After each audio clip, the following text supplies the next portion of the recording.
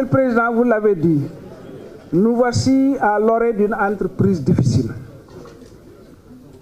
Réussir à nous parler après tant d'années de confrontation pour accéder à de nouveaux consensus autour de règles qui gouvernent une vie démocratique normale en termes de liberté et de modalités de dévolution démocratique et pacifique du pouvoir dans notre pays. Oui, Monsieur le Président, la crise de confiance est profonde entre l'opposition et le pouvoir. Il ne sert à rien de la sous-estimer, encore moins de l'ignorer. Le séjour prolongé de Khalifa Ababacar Sall en prison, tout comme l'exil prolongé de Karim Meïssa Wade loin de sa famille, et leur éviction de la dernière élection présidentielle, alors qu'ils sont réputés représentatifs, à côté d'une vingtaine d'autres candidats également recalés sur des bases non démocratiques selon nous, restent en effet des facteurs substantiels de persistance de la crise de confiance.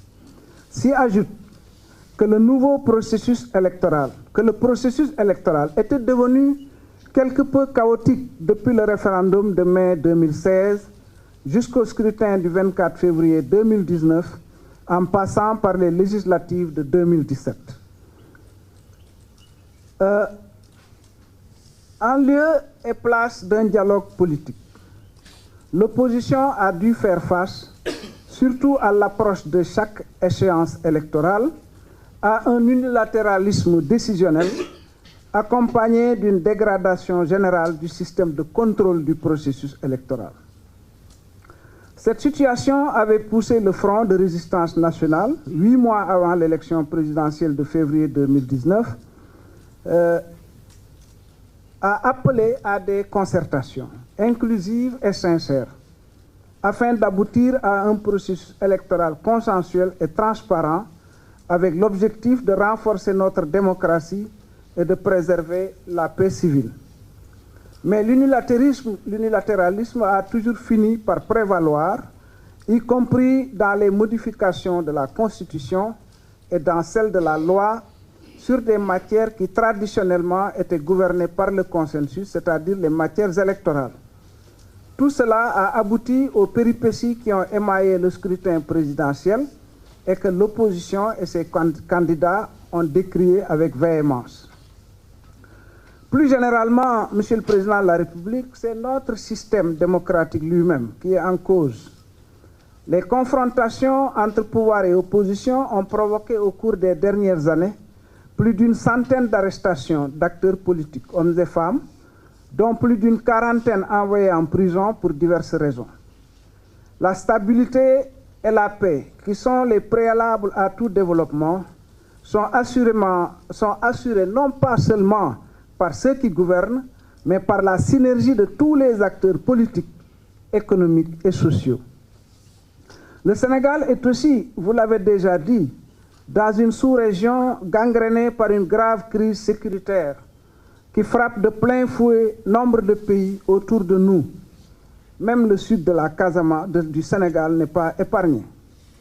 Que faire dès lors pour éloigner de nous le spectre de la violence terroriste et éradiquer l'insécurité intérieure?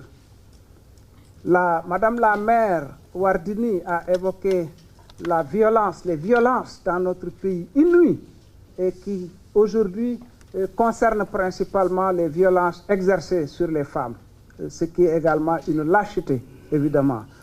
Donc nous sommes, Monsieur le Président, dans une société dont il faut véritablement s'occuper. Monsieur le Président, c'est parce que nous présumons que vous êtes mû par une volonté politique forte de créer les conditions d'une stabilité politique et d'une cohésion sociale capable d'apporter des réponses à cette question que je viens de poser, que nous sommes aujourd'hui ici. Naturellement, s'il s'avérait qu'il n'en était pas ainsi à n'importe quel moment du processus, nous en tirerions toutes les conséquences devant vous-même et devant le peuple sénégalais. Mais nous sommes là mû par un esprit patriotique, avec la bonne foi nécessaire pour explorer dans un esprit d'ouverture toutes les hypothèses à même de préserver le pays. J'en ai fini. Monsieur le Président, vous avez constaté, comme je n'ai pas évoqué, ce fameux débat sur le 3e mandat, parce que vous-même, vous l'avez déjà rejeté. Président, fii ñu toog nii